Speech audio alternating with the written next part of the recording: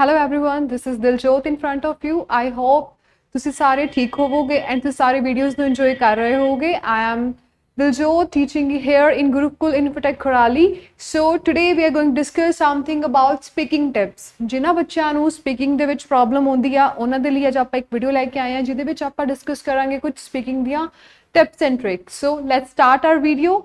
So our first tip is don't memorize answer. ठीक है जी, पहली गल ये है कि सानू जब आप speaking दे रहे हुन्ने आ आपां नू आंसर्स नू memorize नहीं करना हुंदा, means आपां नू याद करके आंसर्स नहीं बोलने हुंदे. ठीक है जी, so don't memorize answers especially in the part 1. Part 1 mean introduction round. Introduction round ਦੇ ਵਿੱਚ ਜਦ examiner ਤੁਹਾਡੇ ਤੋਂ ਕੋਈ question ਪੁੱਛਦਾ ਆ ਸੋ ਤੁਹਾਨੂੰ ਉਹਦੇ ਜਿਹੜੇ ਹੁੰਦੇ ਆ ਮੈਮੋਰਾਈਜ਼ ਆਨਸਰ ਨਹੀਂ ਦੇਣੇ ਹੁੰਦੇ. ਜਿੱਦਾਂ ਤੁਹਾਨੂੰ ਕੀ ਪੁੱਛੇ ਵਾਟਸ ਯੋਰ ਫੇਵਰੇਟ ਕਲਰ ਤਾਂ ਤੁਸੀਂ ਕੀ ਕਹਿੰਦੇ ਹੁੰਦੇ ਹੋ my favourite colour is black because it suits on me. No, ਇਹ ਕੀ ਆ, ਇਹ ਇੱਕ ਰੱਟਾ ਮਾਰਿਆ ਹੋਇਆ ਆਨਸਰ ਆ. ਠੀਕ ਹੈ ਜੀ, ਸੋ ਥੋੜੀ ਜਿਹੀ ਵੇਰੀਏਸ਼ਨਸ ਲੈ ਕੇ ਆਉਣੀਆਂ ਆ, ਆਪਾਂ ਕੁਝ ਡਿਫਰੈਂਟ ਬੋਲਣਾ ਆ. ਠੀਕ ਹੈ ਜੀ, ਸੋ memorized language doesn't give the examiner an accurate measure of your English language skills. मतलब जब तुसी याद किते हुए आंसर्स बोलते हो, ठीक है जी, उदो की हुंदा examiner तो जिहड़ी थोड़ी proficiency आ ओनू नहीं पता लग पांदा कि तुसी आंसर्स किद्दां बोल मतलब कि अपने वालों खुद बना सकते हो या नहीं. The examiner will be able to tell if you have memorized your answer and this may influence your final band score. वो ये कह रहा है जो examiner है उन्होंने पता लग जाता है कि तुसी रट्टा मारिया होया है, तुसी memorized answer बोल रहे हो, इसीलिए ਇਹਦੇ ਨਾਲ ਜਿਹੜੇ ਤੁਹਾਡੇ ਬੈਂਡ ਸਕੋਰ ਆ ਉੱਤੇ ਇਫੈਕਟ ਪੈ ਸਕਦਾ ਆ. ਸੋ ਆਪਣੀ ਫਸਟ ਸਟੈਪ ਕੀ ਆ ਕਿ ਆਪਾਂ ਨੂੰ ਕੀ ਆ ਜਿਹੜੇ ਯਾਦ ਕੀਤੇ ਹੋਏ ਆਨਸਰਸ ਨਹੀਂ ਬੋਲਨੇ, ਸੇਮ ਆਨਸਰਸ ਨਹੀਂ ਬੋਲਨੇ. ਠੀਕ ਹੈ ਜੀ, now moving to the second, don't use big and unfamiliar words. So बच्चों को की हुंदा है, बच्चों को ये वहम होता है कि वो अगर भारी भरकम वोकैब के वर्ड्स बोलें, बड़े डिफरेंट वर्ड्स बोलेंगे तो एग्जामिनर इंप्रेस हो जाएगा. सो ऐसा कुछ नहीं होता बच्चे. You may want to impress the examiner with big and complex words in your speaking test. आप शायद ऐसा चाहोगे कि आपका जो एग्जामिनर है वो क्या हो, आपसे इंप्रेस हो जाए कि आपको तो वोकैब ही बहुत आती है.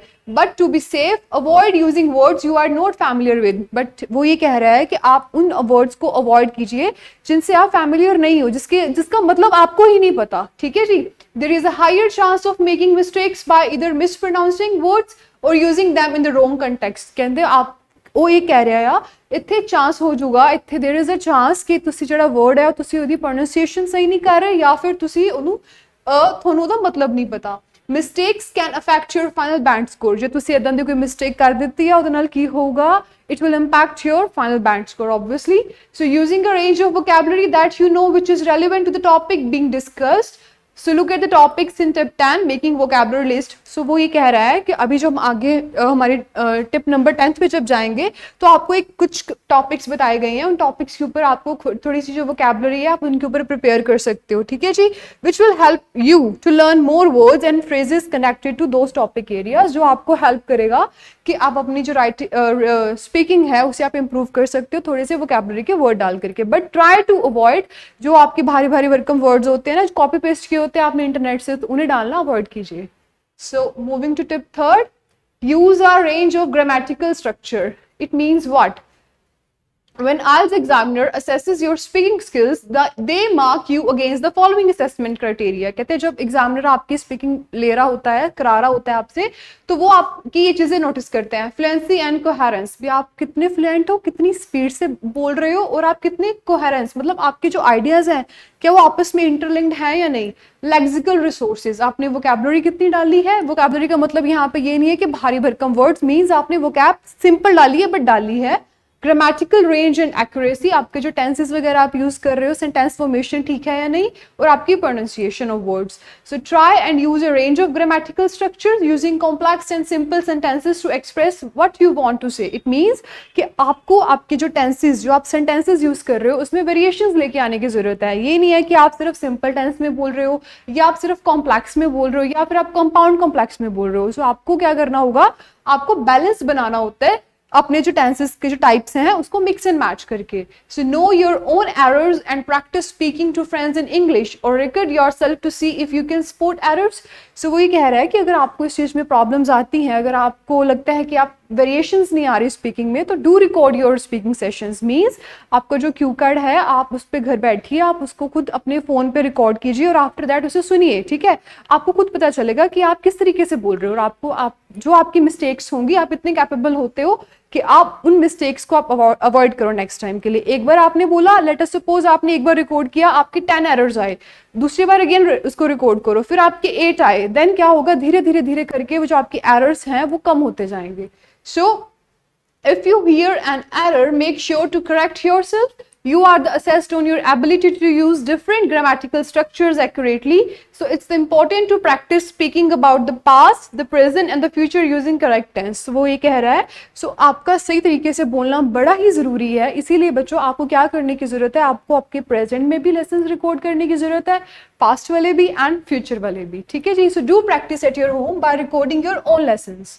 Then tip number 4, don't worry about your accent. हुण कई बच्चों ਨੂੰ लगता है जी साडा एक्सेंट नहीं हैगा बाहरलिया वांगू, बच्चों वो हो भी नहीं सकता, because we are not the native speakers, we are not born in Canada और America.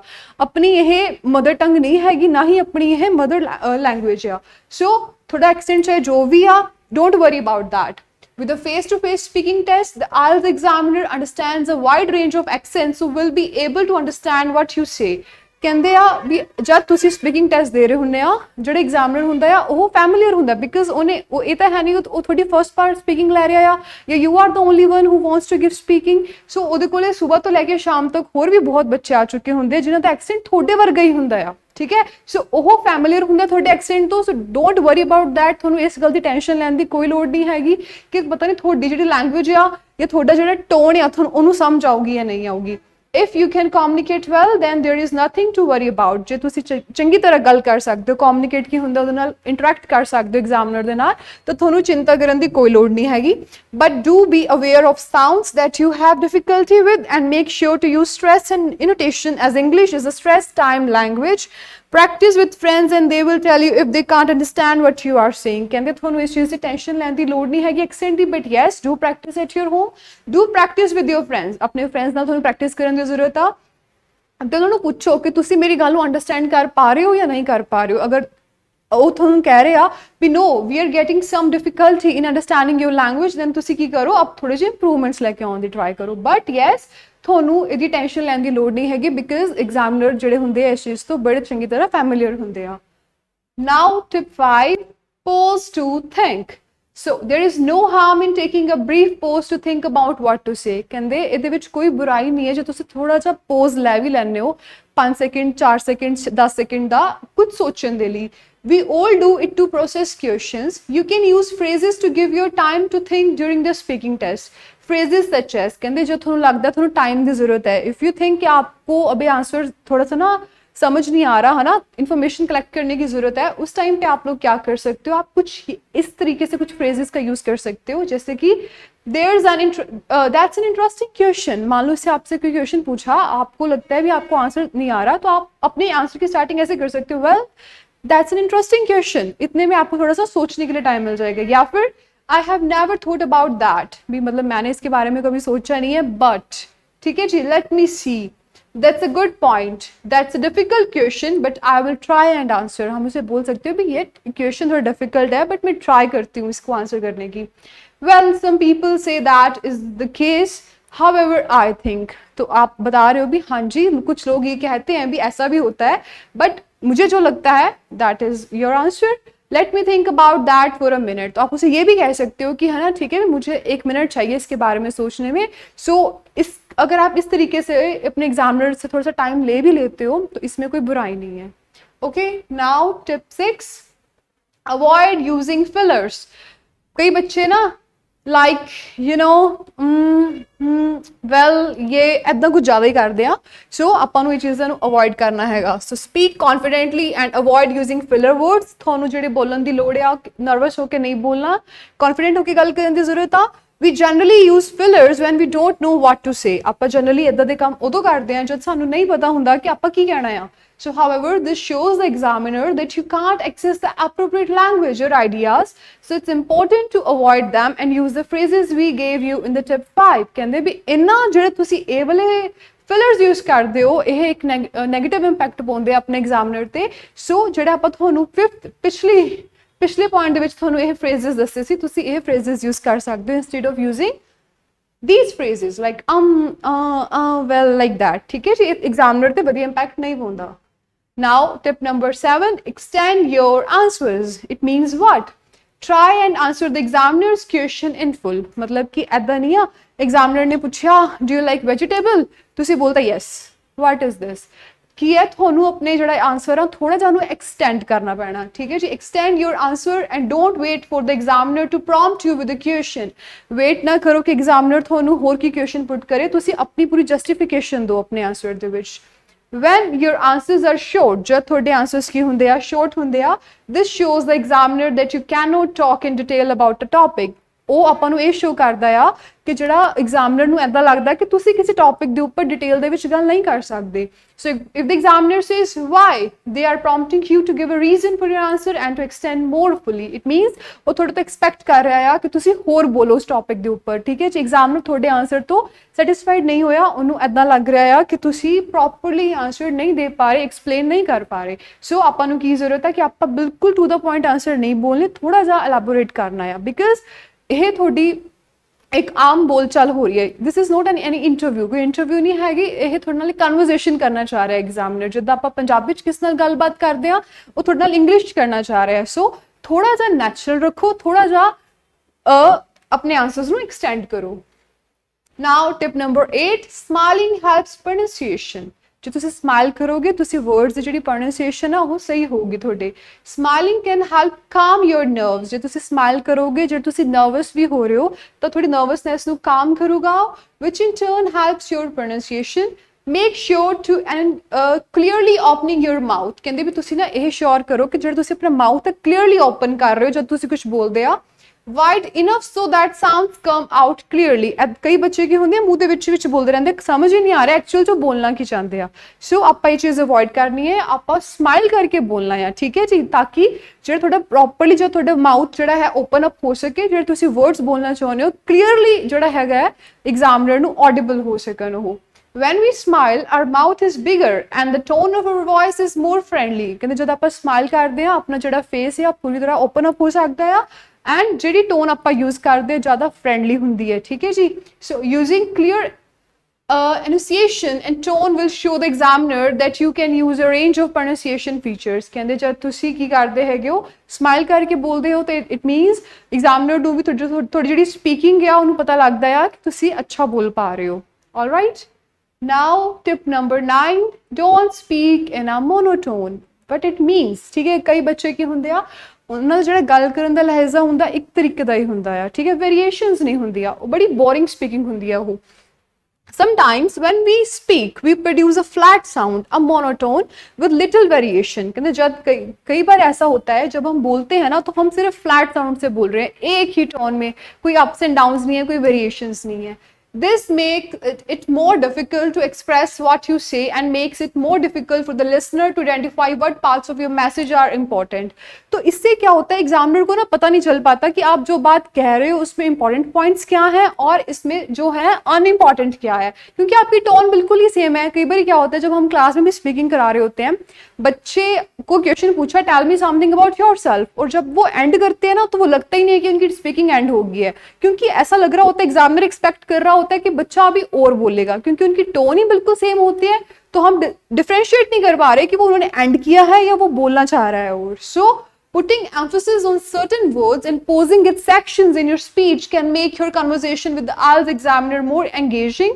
When we emphasize certain words, it make it easier to compare and contrast ideas by stressing keywords। कहते हैं जब हम अपनी tone को very करते हैं, कभी ज़्यादा अप, कभी ज़्यादा स्लो, कभी मीडियम, तो इससे क्या होता है हम फोकस कर पा रहे होते हैं कि आप एक्चुअल में कहना क्या चाह रहे हैं। ऑलराइट, सो वो बोरिंग नहीं होता। It also increases the flow of conversation. So remember, don't speak in a monotone. तो आपको क्या करना है, अब कभी भी अपनी जो टोन है वो सेम नहीं रखनी, मोनोटोन नहीं रखनी है। सो वेरी द स्ट्रेस, कभी किसी वर्ड, अगर आपको लगता है भी आपको किसी वर्ड पे स्ट्रेस देने की जरूरत हो तो आप थोड़ा सा स्ट्रेस दे करके बोलिए उसे, ठीक है। And use your hands to gesture and help the rhythm of the conversation. आप अपने हैंड मूवमेंट्स भी कर सकते हैं आप अपनी कन्वर्जेशन को आगे बढ़ाने के लिए। सो आई होप आपको ये चीज समझ आ गई होगी. Now our last tip number 10, practice common IELTS topics. So what you need to do is you need to practice the common IELTS topics. Q card वाली ਜਿਹੜੀ ਆਪਣੇ ਕੋਲੇ PDFs ਹੁੰਦੀਆਂ ਆ, ਆਪਾਂ ਕਲਾਸ ਵਿੱਚ ਜਿਹੜੀ ਪ੍ਰੈਕਟਿਸ ਕਰਦੇ ਆ, do practice that. So part 2 of the IELTS speaking test requires you to speak on a given topic for about 2 minutes. ਜਿਹੜਾ part 2 ਹੁੰਦਾ ਜਿਹਨੂੰ ਆਪਾਂ ਆਪਣਾ क्यू कार्ड ਰਾਉਂਡ ਬੋਲਦੇ ਆ, ਉਹਦੇ ਵਿੱਚ ਆਪਾਂ ਨੂੰ ਕੀ ਕਰਨਾ ਹੁੰਦਾ, ਇੱਕ ਪਾਰਟਿਕੂਲਰ ਟੌਪਿਕ ਦੇ ਉੱਪਰ 2 ਮਿੰਟ ਤੱਕ ਬੋਲਣਾ ਹੁੰਦਾ ਆ. Practice common IELTS topics with friends, family or colleagues to improve and to learn vocabulary associated with each topic. So आप लोगों को क्या करना है, उन common topics के ऊपर अपने family के साथ, अपने friends के साथ, अपने colleagues के साथ उसके ऊपर बातचीत करनी है, ताकि आपको उससे related थोड़े से vocabulary के word भी आ सके and आप fluent बन सके. Alright. Common topics you can practice with the speaking test include, कुछ examples दिए हुए हैं, आप इन topics को आप practice कर सकते हो, like tourism and travel, on education, transport, environment, family life, sport and recreation, crime and punishment, the internet, advertising and retail. Combine these 10 tips with art to build up your confidence. So ये कुछ के topics हैं जो आप prepare कर सकते हैं अपनी IELTS स्पीकिंग को इम्प्रूव करने के लिए. सो आई थिंक ये आपको 10 की जो 10 की 10 टिप्स मैंने आपको बताई हैं आपको अच्छे से समझ आ गई हैं, एंड आई होप ये आपके लिए बेनिफिशियल भी रहेंगी. So this is all about our today's video. अगर बच्चा आप लोगों को कोई भी क्वेरी है किसी भी मॉड्यूल को लेकर के, तो आप हमें कमेंट सेक्शन में कमेंट करके बता सकते हैं. अगर आपको वीडियोस अच्छी लगती हैं, do like, subscribe, share our channel, and yes, if you want to take online classes then you can contact us at Gurukul Infotech Kurali. So thank you so much. See you in the next video.